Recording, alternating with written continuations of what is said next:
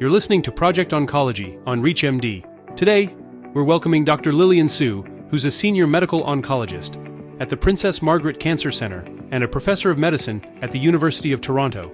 She's also the 2024 David A. Karnofsky Award recipient for her pioneering work in immune oncology and precision medicine. In this episode, we'll learn more about the limitations, targets, and platforms of cancer vaccines, which was the topic of Dr. Siu's presentation at the American Society of Clinical Oncology, or ASCO, 2024 conference. Let's hear from her now. First of all, you have to identify the antigens, the targets that the vaccine is looking at that makes it active. Because if the immune system doesn't consider it foreign or immune system doesn't consider it immunogenic, nothing will happen. So clearly, that's going to be a very important first step. Then there's a platform. We have different kinds of platforms, peptides, cells, nucleic acids such as DNA, RNA, as well as viruses being platforms to deliver the vaccine. So again, there are many new ways to package the vaccine so that it can be delivered to the patient effectively, so that it doesn't get unrecognized by the immune system or it gets resistant over time because of immune evasion, etc. And then even if you can get it to the patient, the whole immune system, whether it is stimulated, the T cells are activated, it does leave the lymph nodes and go to the tumor microenvironment. What happens to the tumor microenvironment are the potential resistant factors that can overcome the activation.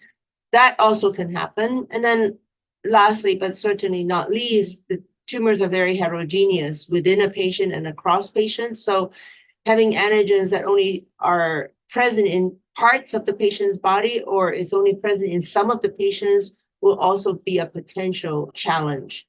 But I think there are exciting ways to overcome many, if not all, of these challenges that have made cancer vaccines a very interesting part of our treatment choices these days. And we highlighted in our session, Dr. Weber talked about the neoantigen vaccine. So these are unique antigens that are produced and expressed by tumors. So they're not present in normal cells, such that the immune system can recognize these and attack these antigens that are expressed solely and uniquely by tumor cells. And we've seen a lot of excitement with neoantigen mRNA-based vaccines in various tumors, including in melanoma and pancreatic cancer. He presented the randomized study, which looks at an mRNA vaccine in melanoma that actually has a randomized trial result, which is very exciting because we want to have a comparison to a group that did not get the vaccine and just the anti-PD-1 antibody in melanoma.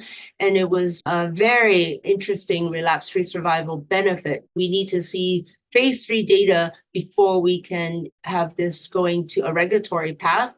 But nevertheless, having a randomized phase 2 study with a very highly significant hazard ratio for a phase 2 trial is very exciting. So far, I think most of the newer vaccines and platforms have been fairly safe. We might encounter some symptoms related to immune activation, so like fever, chills, and injection site reactions. Those are anticipated, but it's a double-edged sword. We're trying to activate the immune system, but we don't want to activate it so much that it becomes toxic and harmful to the patient.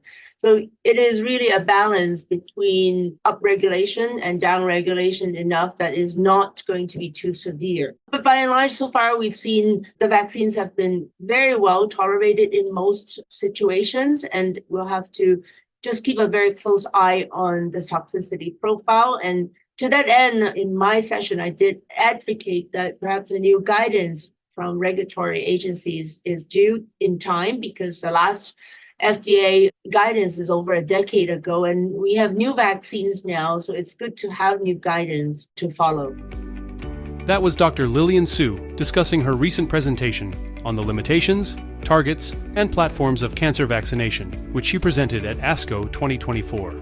To access this and other episodes in our series, visit Project Oncology on ReachMD.com, where you can be part of the knowledge. Thanks for listening.